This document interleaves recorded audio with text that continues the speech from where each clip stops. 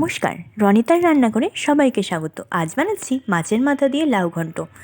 একঘেয়ে নিরামিষ লাউ না খেয়ে এভাবে একবার মাছের মাথা দিয়ে লাউ ঘন্ট বানিয়ে দেখুন, খেতে কিন্তু অপূর্ব লাগে।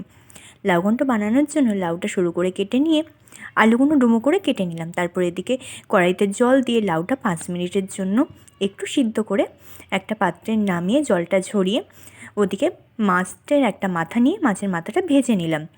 আবারও কড়াই বসিয়ে কড়াইতে তেল দিয়ে তেলটা গরম হয়ে গেলে আগে থেকে কেটে রাখা আলুগুলো দিয়ে লালচে করে ভেজে নামিয়ে রেখে সেই তেলের মধ্যেই 5 ফোড়ন, তেজপাতা, চেরা কাঁচা লঙ্কা ফোড়নে দিয়ে পেঁয়াজ কুচি দিয়ে দিলাম। পেঁয়াজটা নেড়ে চেড়ে একটু লালচে ভাজা হয়ে গেলে আদা বাটা, রসুন বাটা, টমেটো কুচি একে একে দিয়ে আবারও নেড়ে চেড়ে স্বাদ মতো লবণ, হলুদ গুঁড়ো, জিরের গুঁড়ো দিয়ে একটু কষিয়ে আগে থেকে ভেজে রাখা মাছের মাথাটা হাত দিয়ে ভেঙে দিয়ে দিলাম।